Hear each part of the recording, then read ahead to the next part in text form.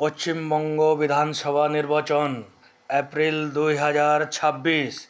বন্ধুগণ, একজন ভালো নেতা তিনি হন যিনি সঠিক পথে জানেন এবং সেই পথে চলেন বা মানুষকে সেই একই পথ দেখান। মমতা দিদির এই শ্রেণীতে বিলকুলই আসেন না। মমতা দিদি ভোটার লিস্ট শুদ্ধিকরণের সময় বলেছিলেন যে তিনি এসআইআর ফর্ম না ভরেছেন না ভরবেন, কিন্তু তিনি 11 ডিসেম্বর 2025-এ ফর্ম ভরে জমা করে দিয়েছিলেন। উনি বলেন যে উনি হিন্দু মুসলমানের রাজনীতি করেন না, কিন্তু উনি মুখ্যমন্ত্রী থাকাকালীন সর্বজন হিতায় সর্বজন সুখায়ের বিপরীতে মুসলিম তুষ্টিকরণেই প্রাথমিকতা দিয়েছেন। এরূপ করার সময় মমতা দিদি দেশের আন্তরিক সুরক্ষাকে সংকটে ফেলেছেন। মমতা দিদি সরাসর মিথ্যা কথা বলেছেন যে যদি ভাজপা সত্তায় আসে তাহলে মাছ মাংস খাওয়া বন্ধ করে দেবেন। আপনারা মাছ মাংস খেতে পারবেন না। সত্য কথা এটাই যে ভাজপা শাসিত কোনো রাজ্যে মাছ মাংস বন্ধ করা হয়নি।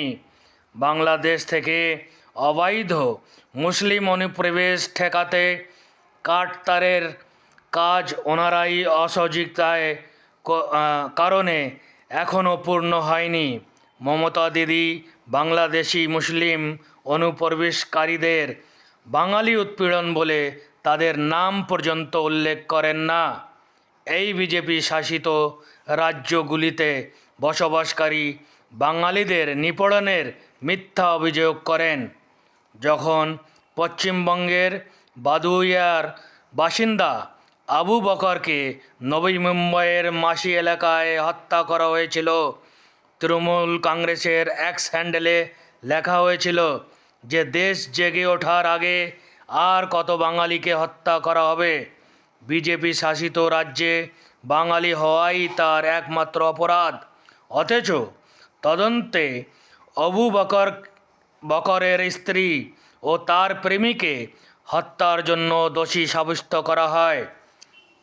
বাংলা ভাষার প্রতি লোকদের উদ্বেগ দেখানো মমতা দিদির সরকার 2018 সালে উত্তর দিনাজপুরের দাইভিটা বাংলা মাধ্যম স্কুলে নিযুক্ত 3 জন শিক্ষকের মধ্যে 2 জন উর্দু শিক্ষকের নিয়োগ দিয়েছিলেন, আর তারাই প্রতিবাদ করতে গিয়ে পুলিশের গুলিতে 2 জন ছাত্রদের মৃত্যু হয়েছিল।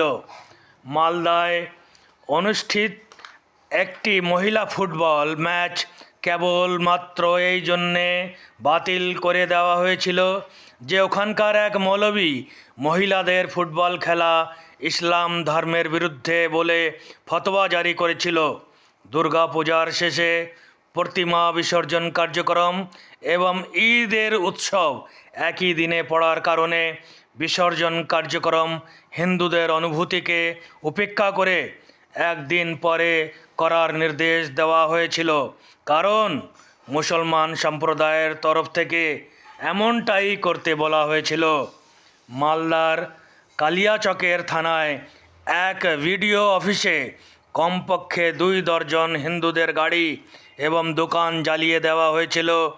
এই উন্মাদী ভিড়ের তাণ্ডবকে মমতা দিদি স্থানীয় বাসিন্দা এবং বিএসএফের মধ্যের ঝগড়া বলেছিল।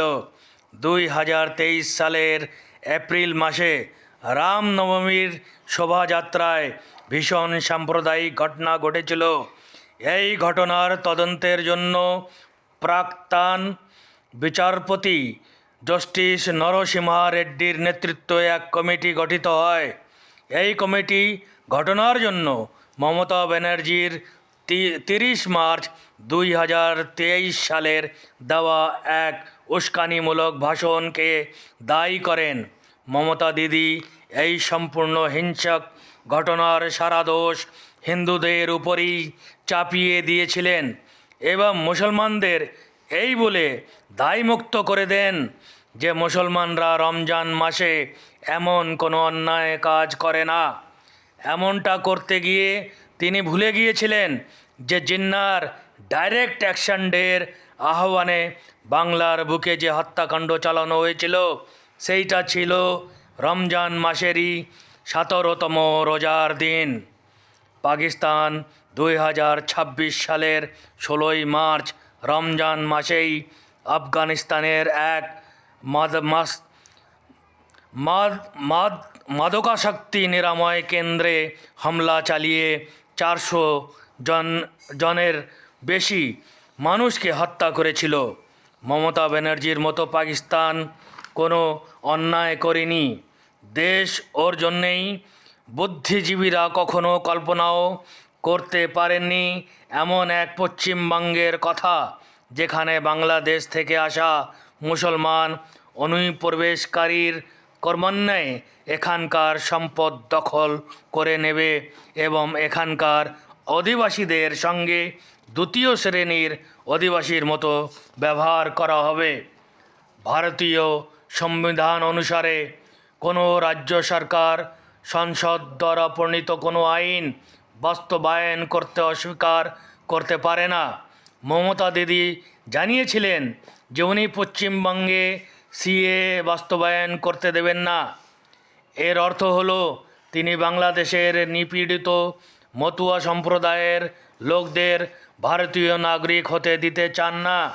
বর্তমানে পশ্চিমবঙ্গের মতুয়া সম্প্রদায়ের মানুষদের বিজেপিকে ভোট দেওয়া উচিত, যাহাতে বিজেপি সরকার গঠন করলে মতুয়া সম্প্রদায়ের যে মানুষেরা এখনও নাগরিক হতে পারেননি তাহারাও নাগরিক হতে পারেন। মমতা দিদি পশ্চিমবঙ্গের অন্যান্য অনগ্রসর শ্রেণীকে শ্রেণীভুক্ত করেছিলেন 179টি জাতিকে, যার মধ্যে হিন্দুদের ছিল মাত্র 61টি জাতি, আর মুসলমানদের তুষ্টিকরণ করার জন্যে তিনি 118টি জাতিকে শ্রেণীভুক্ত করেছিলেন। মমতা দিদির সরকারি চাকরিতে নিয়োগ মেধার ভিত্তিতে নয়, দুর্নীতির ভিত্তিতে হয়। মন্ত্রী সুজিত বোসের দপ্তর থেকে ও আমার সিট জব্দ হওয়াটাই এর প্রত্যক্ষ প্রমাণ। উত্তরপ্রদেশে রাজ্য সরকার সরকারি কর্মচারী, অধিকারী এবং পেনশনভোগীদের সপ্তম পে কমিশন অনুসারে 1 জানুয়ারি 2016 সাল থেকে বেতন ভাতা এবং পেনশন বা ভাতা দিচ্ছেন। কিন্তু পশ্চিমবাংলা সরকার এখনও সপ্তম বেতন কমিশন কার্যকর করেনি। ষষ্ঠ বেতন কমিশন অনুযায়ী মহার্ঘ ভাতা পাওয়ার জন্য কর্মচারীদের সুপ্রিম কোর্টের দ্বারস্থ হতে হয়েছে। গুরুত্ব সহকারে বিবেচনা করুন, যখন মমতা দিদির সরকার অফিসারদের এবং কর্মচারীদের সময় মতো বেতন ও ভাতা দিতে পারেন না, তখন নির্বাচনী ইস্তেহারে দেওয়া প্রতিশ্রুতিগুলো পূর্ণ করার জন্য তহবিল কোথা থেকে পাবেন? ভোটারদের এটাও ভাবা উচিত যে মমতা দিদি সিঙ্গুর থেকে টাটার গাড়ি শিল্পকে সরিয়ে দিয়ে কৃষকদের উপকার করেছেন, নাকি সিঙ্গুরের কৃষক এবং তার আশপাশের বসবাসকারী মানুষদের ব্যাপক ক্ষতি করেছেন। ভারত বিভাজনের আগে মহাপ্রাণ যোগেন্দ্রনাথ মণ্ডল বাংলার একজন জনপ্রিয় দলিত নেতা ছিলেন। দেশ ভাগের পর বাবা সাহেব আম্বেদকর তাকে ভারতে থেকে যাওয়ার পরামর্শ দেন, কিন্তু মুসলিম লীগের সঙ্গে যোগাযোগের কারণ তিনি পাকিস্তানে থাকার সিদ্ধান্ত নেন।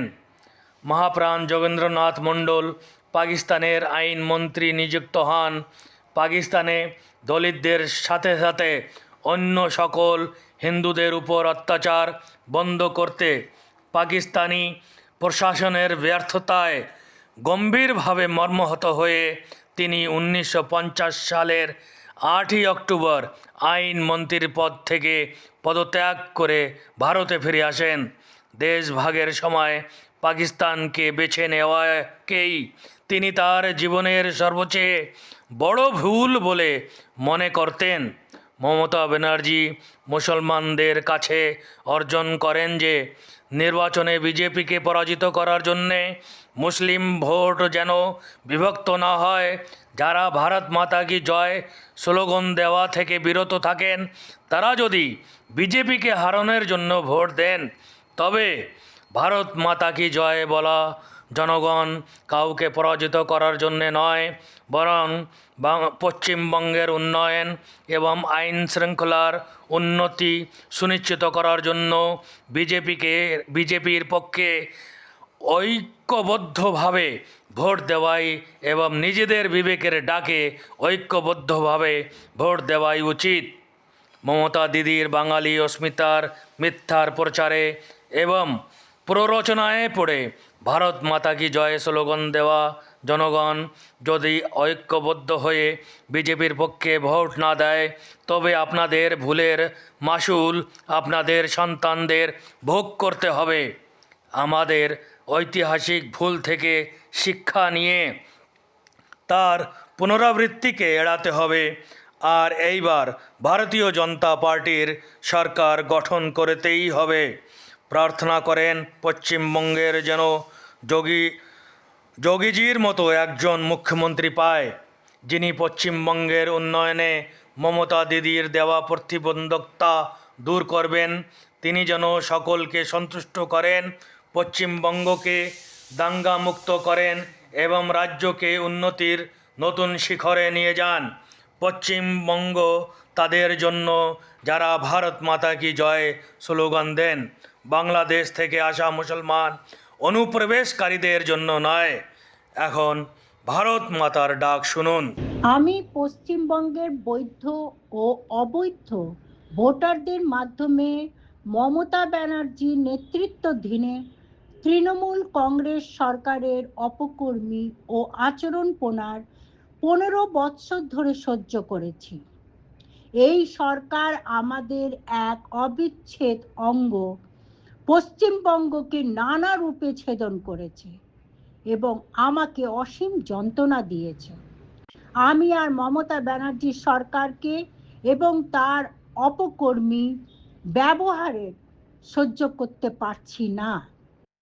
23 এপ্রিল এবং 29 এপ্রিল পশ্চিমবঙ্গের জন্য এক শুভ মুহূর্ত নিয়ে আসুন, যারা আমাকে মানেন তারা ঐক্যবদ্ধ হয়ে তৃণমূল কংগ্রেস প্রার্থীদের বয়কট করুন।